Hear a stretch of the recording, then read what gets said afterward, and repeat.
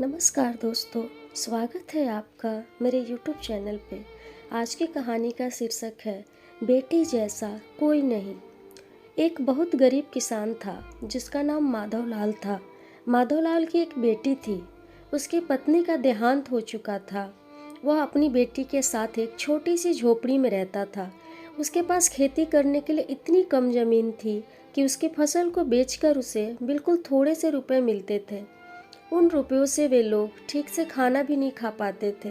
एक अच्छी जिंदगी जीना तो बस उनके लिए सपने जैसा था। माधवलाल ने सोचा कि क्यों न अपनी समस्या राजा को बताए, शायद वो कुछ मदद कर दे। यही सोचकर वह राजा के पास अपनी समस्या लेकर आया। राजा दयालु थे। उन्होंने किसान को अपनी जमीन में से कुछ जमीन दे दी खेती करने के लिए। राजा ने कहा, यह जमीन तो हमारी ही रहेगी, लेकिन उस पर उगने वाली फसल तुम्हारी होगी। किसान ने राजा को बहुत बहुत धन्यवाद दिया। एक दिन वह खेत की जुताई कर रहा था, तभी उसका हल किसी कठोर चीज से टकराया। उसने वहां खोदकर देखा तो उसे सोने की एक ओखली मिली। किसान ईमानदार था। उसने अपनी बेटी से कहा, हमें यह ओखली राजा के खेत से मिली है।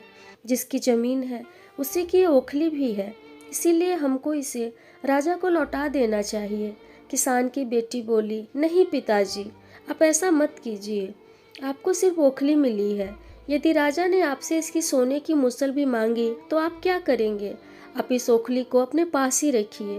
लेकिन किसान को ये बात ठीक नहीं लगी। वह बोला, जो चीज़ हमें मिली ही नहीं वो मांगने का राजा को कोई अधिकार नहीं है। वो राजा के पास ओखली लेकर पहुंचा, लेकिन दरबार में ठीक वैसा ही हुआ जैसा कि किसान की बेटी ने सोचा था। राजा ने सोचा कि किसान ने लालचवश मुसल अपने पास रख ली है। किसान बेचारा सोने की मुसल कहाँ से लाकर देता। नतीजा यह हुआ कि किसान को जेल में डाल दिया गया। जेल में न उसे ढंग से खाना मिलता था न पानी। किसान की ऐसी गलती की सजा दी गई जो उसने की ही नहीं थी। वो खाए पिए बिना निढाल हो गया। लेटे लेटे वो रोता रहता था और कहता था, मेरी बेटी जैसा कोई नहीं। काश मैंने बेटी की बात मानी होती तो आज मुझे यह दिन न देखना पड़ता। एक दिन राजा ने उसे ऐसा कहते हुए सुन लिया। उन्होंने किसान से पूछा कि वह ऐसा क्यों कह रहा है। तब किसान ने राजा को पूरी बात बताई। राजा को अपनी गलती का एहसास हुआ। किसान को तुरंत छोड़ दिया गया। किसान की बेटी को राजा ने दरबार में बुलाया। उससे बात करने के बाद राजा को पता चल गया कि वह कितनी बुद्धिमान है। किसान की बेटी को राज्य के खजाने का मंत्री बना दिया गया। उन्हें रहने के लिए घर और सभी सुख सुविधाएं दी गईं। किसान और उसकी बेटी सदा सुख से रहने लग गए। हाँ, शुरुआत में किसान को थोड़ा कष्ट जरूर झेलना पड़ा, लेकिन अंत में जीत सच्चाई की ही हुई। होते भी क्यों ना, बेटी का बाप था ना।